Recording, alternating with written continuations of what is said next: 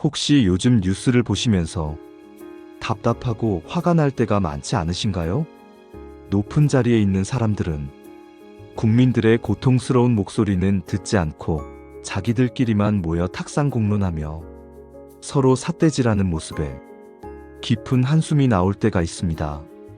대체 저 위에 제대로 된 사람이 있기는 한가 하는 생각 한 번쯤 해보셨을 겁니다.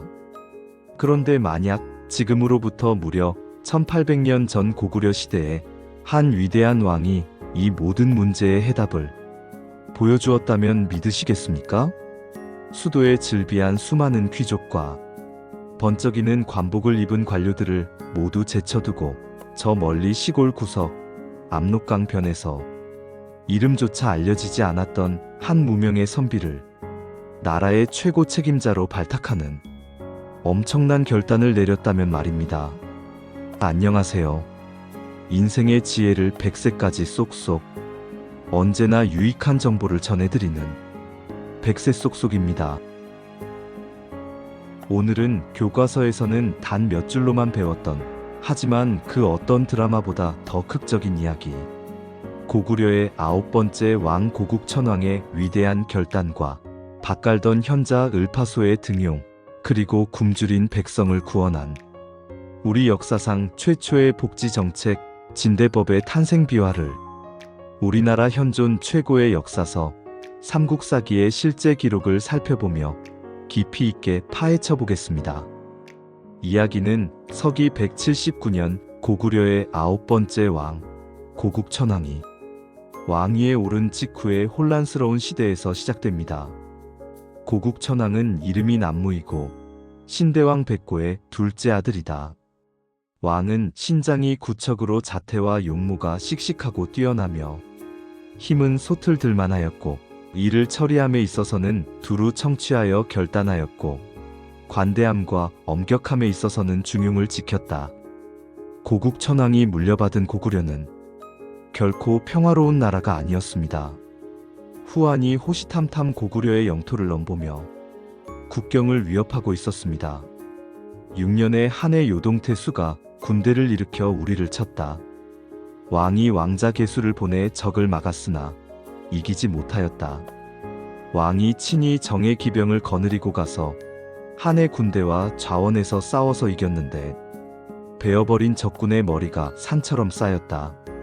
이처럼 고국천왕이 몸소 군대를 일으켜 후한군을 막아냈지만 언제 다시 수만 대군이 압록강을 넘어 쳐들어올지 모르는 일촉즉발의 상황이었습니다.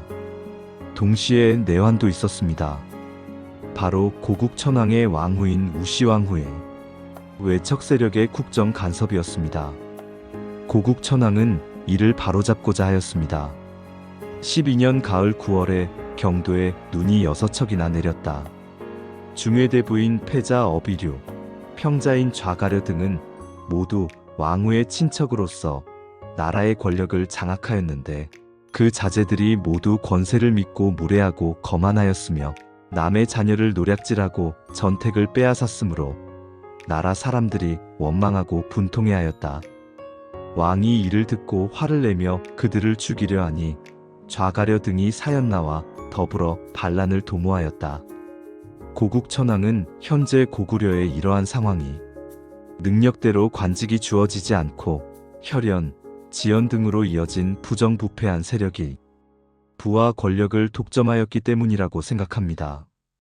고국천왕은 이내 기존의 썩어 빠진 시스템으로는 더 이상 희망이 없다는 것을 깨닫고 나라 안팎으로 초야에 숨어있는 진짜 인재를 찾아야겠다는 결심을 합니다. 13년 여름 4월에 좌가려 등이 무리를 모아 왕도를 공격하였다. 왕이 기내의 병력을 동원하여 이를 평정하고 마침내 명령을 내려 말하기를 요즘 관직을 총애하는 것에 따라주고 자귀는 덕행으로 승격되지 않으니 해독이 백성에게 미치고 우리 왕실을 동요시키고 있다. 이는 과인이 현명하지 못하여 일어난 것이다. 이제 너희 사부는 각기 현명하고 어질면서도 지위가 낮은 데 있는 자를 천거하여라 라고 하였다. 이것은 고구려 사회에 엄청난 충격을 던진 혁명적인 선언이었습니다. 가문과 혈통이 모든 것을 결정하던 시대에 왕이 직접 나서서 이름 없는 시골의 선비라도 능력만 있다면 과감하게 등용하겠다고 공표한 것입니다. 기존 귀족 세력에게는 엄청난 위협이자 숨어 지내던 인재들에게는 일생일대의 기회였습니다. 이에 사부가 함께 동부의 안류를 천거하였다. 왕이 그를 불러 국정을 맡기려 하자 안류가 왕에게 말하여 아뢰기를 미천한 신은 용렬하고 어리석어 진실로 큰 정치에 참여하기에 부족합니다.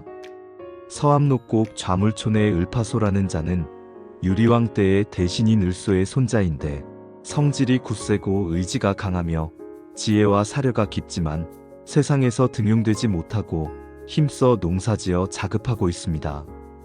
만약 대왕께서 나라를 다스리고자 하신다면 이 사람이 아니면 안 될 것입니다. 라고 하였다. 이어지는 일은 더욱 놀랍습니다. 고국천왕의 인재 등용 선언에 따라 사부의 천거를 받은 안류가 이를 사양하며 을파소라는 자를 재차 천거한 것입니다. 을파소는 선대의 명망 있는 가문 출신이었지만 현실 정치와 타협하지 않고 스스로 물러나 농사를 짓고 있던 강직한 선비였습니다. 그의 이름이 마침내 왕의 귀에 들어가게 된 것입니다. 고국천왕은 안류의 천거를 듣고 망설이지 않고 즉시 결단을 내립니다. 그는 즉시 사신을 보내 겸손한 말과 예물을 갖추어 을파소를 궁으로 불러 그 자리에서 을파소를 중회대부라는 관직에 임명합니다. 왕이 사신을 보내 겸손한 말과 정중한 예로서 그를 초빙하여 중회대부에 임명하고 관작을 더하여 우태로 삼고 말하기를 과인이 외람되이 선왕의 대업을 이어받아 신민의 위에 있으나 덕이 부족하고 재주가 모자라 아직 백성을 다스림에 구제하지 못하였소. 선생은 능력을 숨기고 지혜를 감춘 채 궁벽하게도 제하에 있은 지 오래되었소. 이제 나를 버리지 않고 번연히 찾아오니 이는 나의 기쁨과 행복일 뿐 아니라 사직과 백성의 복이요. 가르침을 받기를 청하니 공은 마음을 다하기 바라오. 라고 하였다. 파소는 마음으로는 비록 나라에 허락하였지만 받은 관직이 국사를 다스리기에 부족하다고 여겨 이에 대답하여 아뢰기를 신은 둔하고 느려서 엄명을 감당할 수 없습니다. 원컨대 대왕께서는 어질고 착한 사람을 뽑아 높은 관직을 주어서 대업을 이루소서. 라고 하였다. 왕이 그 뜻을 알고 곧 국상에 제수하여 정사를 맡겼다. 그러나 역시 범인이 아니었던 을파소는 그 정도의 관직으로는 큰 뜻을 이룰 수 없다고 생각하여 더 현명한 이에게 높은 관직을 주라며 이를 사양합니다. 현대도 아니고 고대의 국왕 앞에서 감히 이런 말을 할 수 있는 자가 몇이나 될까요? 더 놀라운 것은 고국천왕의 결정입니다. 을파소의 속내를 알아채고 역정을 내기는커녕 오늘날의 국무총리에 준하는 국상이라는 국정 최고 책임자에 임명한 것입니다. 수도의 귀족이 아닌 갓 등용된 시골의 선비를 나라의 제2인자로 삼은 고구려 역사상 전무후무한 일이었습니다. 이는 한고조 유방이 일개장수에 불과했던 한 신을 하루아침에 대장군에 임명하여 천하를 통일하는 기틀을 세운 것, 또한 삼국지로 잘 알려진 유비가 삼고초려하며 초가에 은거한 와룡 제갈량을 얻은 것을 떠올리게 합니다. 당연하게도 하루아침에 밥 갈던 촌뜨기가 자신들의 우두머리가 되자 수도의 귀족 세력들은 그야말로 벌집을 쑤신 듯 들고 일어났습니다. 그들은 대놓고 을파소를 무시하고 헐뜯었으며 사사건건 그의 정책에 반대했습니다. 이에 고국천왕은 엄포를 내리며 을파소에게 다시 한번 힘을 실어줍니다. 이에 조정의 신하와 왕실의 친척들이 파소가 신진관료로서 옛 신하들을 이간한다고 여겨 그를 미워하였다. 왕이 교서를 내려 말하기를 귀천을 막론하고 국상을 따르지 않는 자는 멸족시키겠다. 라고 하였다. 파소가 물러나와 다른 사람에게 고하여 말하기를 때를 만나지 못하면 숨고 때를 만나면 벼슬하는 것은 선비에 마땅한 도리이다. 지금 임금이 나를 후이로서 대하니 어찌 다시 옛날과 같이 은둔하는 것을 생각하겠는가? 라고 하였다. 이에 지극한 정성으로 나라를 받들고 정교를 밝게 하고 상과 벌을 신중하게 하니 인민이 편안하고 나라의 안과 밖이 무사하였다. 왕의 절대적인 신임이라는 가장 강력한 무기를 얻은 을파소는 비로소 자신의 경륜과 지혜를 마음껏 펼치기 시작합니다. 그의 칼끝은 부패한 귀족이 아니라 오직 굶주리는 백성을 향해 있었습니다. 16년 겨울 10월에 왕이 지량으로 사냥을 나갔다가 길에서 앉아 우는 자를 보았다. 왕이 무슨 까닭으로 우는가? 라고 물으니 그가 대답하여 아뢰기를 신은 매우 가난하여 늘 품팔이를 하여 어머니를 봉양했는데 올해는 흉년이 들어 품팔이할 곳이 없어서 한 되의 곡식도 얻을 수 없기에 우는 것일 따름입니다. 라고 하였다. 왕이 말하기를 과인이 백성의 부모가 되어 백성들을 이 지경에 이르도록 하였으니 과인의 죄로다. 라고 하고 옷과 음식을 주고 위무하였다. 이에 내외의 담당 관청에 명하여 호라비, 과부, 고아, 홀로 사는 노인, 병들고 가난하여 스스로 살아갈 수 없는 사람들 등을 널리 찾아 구제하여 먹여 살렸다. 담당 관청에 명하여 매년 봄 3월부터 가을 7월까지는 관에 곡식을 내어 백성 가구에 많고 적음에 따라 차등이 있게 식량을 주어 대여하게 하고 겨울 10월에 이르러 갚게 하는 것을 항식로 삼으니 도성과 지방의 사람들이 크게 기뻐하였다. 흉년에 굶주리고 있는 백성들을 위해 고국천왕과 을파소가 내놓은 해법이 바로 우리 역사상 가장 위대하고 인본적인 정책 중 하나인 진대법이었습니다. 그 내용은 아주 간단하고 명료했습니다. 봄에는 나라의 창고를 활짝 열어 굶주리는 백성들에게 가구수에 따라 곡식을 빌려준다. 그리고 가을이 되어 수확을 하면 빌렸던 곡식을 나라에 다시 갚게 한다.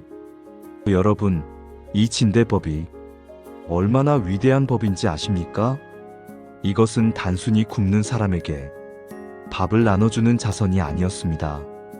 첫째, 백성들이 빚 때문에 귀족의 노비가 되는 것을 막아 국가의 세금 기반과 군사력의 근간인 자유로운 농민을 지켜내는 고도의 국가 경영 전략이었습니다.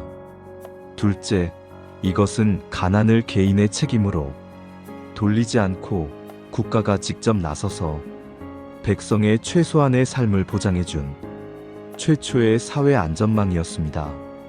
이는 세계사적으로도 매우 이른 시기에 등장한 국가 주도의 공적 구휼 제도였습니다. 다른 시각에서는 진대법을 왕권 강화 정책의 일환으로 보기도 합니다. 고구려 초5부 연합체제 하에서 백성들은 자신이 소속된 부에서 보살폈습니다.